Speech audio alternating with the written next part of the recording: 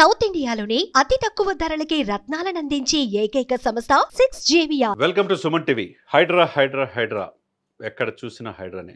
హైడ్రా వచ్చినప్పుడు ఎన్నాళ్ళు ఉంటుందో చూద్దాం అనుకున్నారు. హైడ్రా కమిషనర్గా రంగనాథ్ గారు బాధ్యతలు తీసుకున్నప్పుడు ఈయన ఎంతకాలం ఉంటారు అనుకున్నారు. ఈయన ఐపీఎస్ కదా, దీంట్లో పాలనాపరమైన అనుభవం ఉండదు అని చెప్పి అనుకున్నారు. కట్ చేస్తే ఈరోజు ఇరిగేషన్, లా అండ్ ఆర్డర్ విషయంలో, మున్సిపాలిటీ సిబ్బంది విషయంలో, రిమోట్ సెన్సింగ్ ఏజెన్సీ వాళ్ళతో మాట్లాడటం కావచ్చు, గూగుల్ మ్యాప్స్ కావచ్చు, సంపూర్ణ అవగాహన రెవెన్యూ డిపార్ట్మెంట్ మీద కంప్లీట్గా తీసుకున్న వ్యక్తి రంగనాథ్ గారు. ఎందుకంటే హైదరాబాద్ డిజాస్టర్ మేనేజ్మెంట్, ఎందుకంటే ప్రకృతి వైపరీత్యాలు వచ్చినప్పుడు ఎన్డీఆర్ఎఫ్ దళాలు ఉంటాయి, దాన్ని కూడా మొత్తం హైడ్రా కింద తీసుకొచ్చారు. 1905 చట్టాన్ని సవరించి అన్ని వ్యవస్థలను ఒకసారి తీసుకొచ్చి పెట్టి ఈ రోజున రేపు 19వ తారీఖు 1 year పూర్తవుతుంది హైడ్రా. ఇది ఎక్కువ కాలం ఉండదనుకున్నారు. కట్ చేస్తే అధికార పార్టీ కేంద్ర మాజీ మంత్రి పల్లవరాజు నివాసాలతో సహా ఆ పార్టీ ఈ పార్టీని కాదు, అన్ని పార్టీలు వైలేషన్ అయినప్పుడు, ఎఫ్టీఎల్ బఫర్ జోన్లో ఆక్రమించుకున్నప్పుడు, అది నాగార్జున ల్యాండ్ అయినా ఎన్ కన్వెన్షన్ కూల్చేశారు. అది పెద్ద పెద్ద యూనివర్సిటీలు రాజకీయ అధికార పార్టీలో ఉన్న అవి కూడా కూల్చేశారు. అది ఎంఐఎంఎల్ అయినా అవి కూడా కూల్చేశారు. ఎవరైనా ఒకటే, rule is rule, rule for all అన్నట్టు హైడ్రా వ్యవహరిస్తుంది. ఒక 1 year అవుతున్న సందర్భంగా సీఎం రేవంత్ రెడ్డి గారి ఆధ్వర్యంలో మరికొన్ని సంస్కరణలు హైడ్రాలో తీసుకురాబోతున్నారు రేపు 19వ తారీఖు. మరి ఎక్కడికి ఉంటుంది ఈ ఒత్తిడిలో, ఈ ఎక్కువ కాలం ఉండగలదా అని చెప్పి అనుకున్నారు. మరి హైడ్రా పోలీస్ స్టేషన్స్ వచ్చేసినాయి, హైడ్రాకి వెహికల్స్ వచ్చేసినాయి, తర్వాత అన్ని సిబ్బందులు ఏదొచ్చినా కానీ రెస్క్యూ టీమ్స్ కూడా దాదాపు 800 మంది. ఈ ప్రకృతి వైపరీత్యాలు, వర్షాలు వచ్చినప్పుడు కూడా వాళ్ళే దగ్గరుండి చేస్తున్నారంటే దాన్ని బట్టి అర్థం చేసుకోవచ్చు. మరి పోలీస్ ఆఫీసరే కానీ ఉభయ రాష్ట్రాల్లో ఏవి రంగనాథ్ గారు, ఆవుల వెంకట రంగనాథ్ గారు, ఆయన పేరు తెలియని వాళ్ళు ఉండరు. నక్సల్స్ ఏరివేతలో ఒక డిఎస్పీ కొత్తగూడెం కాడి నుంచి, ఆ తర్వాత ఖమ్మంలో కావచ్చు, లేకపోతే మార్కాపురంలో ఏఎస్పీ చేసినప్పుడు కావచ్చు, లేకపోతే రాజమండ్రి కాకినాడ చేసినప్పుడు కావచ్చు, అక్కడ ఆయిల్ స్కామ్ బయటపెట్టాడు. తర్వాత గంజాయిని తెలంగాణ నుంచి తరిమేయడానికి ఆయన పాత్ర ఎంతో ఉంది. తర్వాత నక్సల్స్ని ఏరివేతలో ఆయన క్లేమూర్ మైన్లో ఆయన్ని లడ్డహాన్ని లేపేయాలని నక్సల్స్ అనుకున్నప్పుడు తప్పించుకోగలిగారు.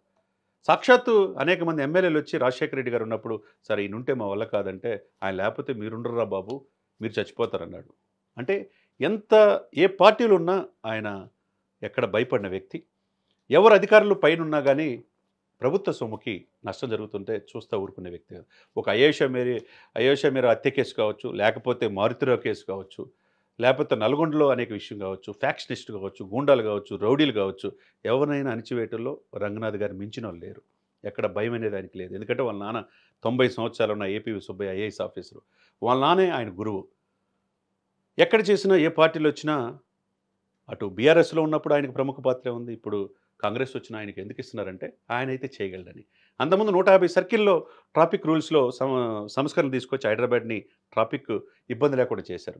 అదేవిధంగా చలానాలు ఎక్కువగా దశాబ్దం పైన 10 సంవత్సరాల నుంచి చలానాలు కట్టకుండా తిరుగుతుంటాయి. 450 కోట్లు 500 కోట్లు బకాయిలు ఉంటే 50% తగ్గించి 250 కోట్లు ఆదాయం వచ్చేట్టు చేసి, అది ఒక నెల జీతాలకి తెలంగాణ ప్రభుత్వం వచ్చేట్టు చేయగలిగాడు. సంస్కరణలు తీసుకురావడంలో ఆయన దిట్ట. అన్ని శాఖలపైన అవగాహన తీసుకురావడంలో ఆయన, ఎందుకంటే రేవంత్ రెడ్డి గారు ఒక బాధ్యత అప్పచెప్పినప్పుడు 100% పూర్తి చేస్తున్నారు. ఈరోజు ప్రతి సోమవారం ప్రజల నుంచి ఫిర్యాదులు తీసుకున్నారు. అది మంగళ బుధవారం వెరిఫై చేసేసి గురువారం ఫీల్డ్లో వెళ్తున్నారు. అది ఎంత వాళ్ళైనా, ఎందుకంటే జంటనగర్ జలాశయాలనే ఆక్రమించుకున్నారు. పార్కులు ఒకప్పుడు 1500 2000 పార్కులు ఉన్నాయి, ఇప్పుడు 400 పార్కులు ఉన్నాయి.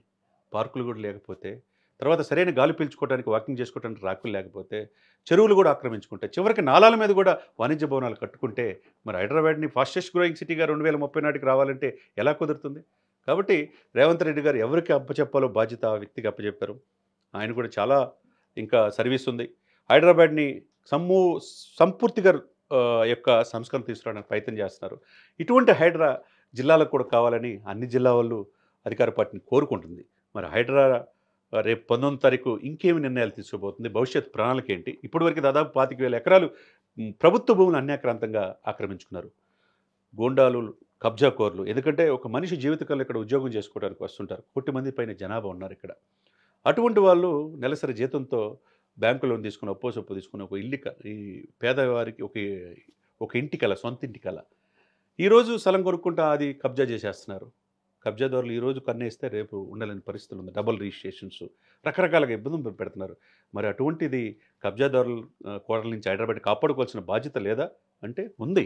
మరి నెక్స్ట్ జనరేషన్ మన పిల్లలకి మంచి స్వచ్ఛమైన గాలి నీరు ఇవ్వాలి, మన చెరువులు కుంటలు ఉండాలంటే మరి చేయాలా, లేదంటే త్యాగాలకు సిద్ధపడాలంటే కావాలి. మరి మరి ఎవరో ఎక్కడి నుంచో వచ్చి పెద్ద పెద్ద రియల్ ఎస్టేట్ సంస్థలు పెట్టి హైదరాబాద్ని డెక్కన్ ప్లాటులో ఉన్నది ఎటువంటి తీవ్రమైన భూకంపాలు కానీ రావడానికి అవకాశం లేదు. హుస్సేన్ సాగరే ఒక సముద్రంగా మనం భావిస్తాం. మరి అటువంటిది హైదరాబాద్ ఫాస్టెస్ట్ గ్రోయింగ్గా ఎదుగుతున్నప్పుడు ఇటువంటి కబ్జాదారులను కోరల నుంచి హైదరాబాద్ని కాపాడుకోవాల్సిన బాధ్యత మనందరి మీద ఉందనేది నిత్యం అది సత్యంగా మనం చెప్పుకోవచ్చు. కాబట్టి రంగనాథ్ గారు ఎక్కడ భయం అనేది లేని వ్యక్తి. ఇంకా మరిన్ని సంస్కరణలు నేను ఇందాక చెప్పే కదా 1905 చట్టాన్ని జిహెచ్ఎంసీలో అవినీతి వస్తే ఆ యొక్క బాధ్యతలు కూడా హైడ్రాకి అప్పచెప్పారు.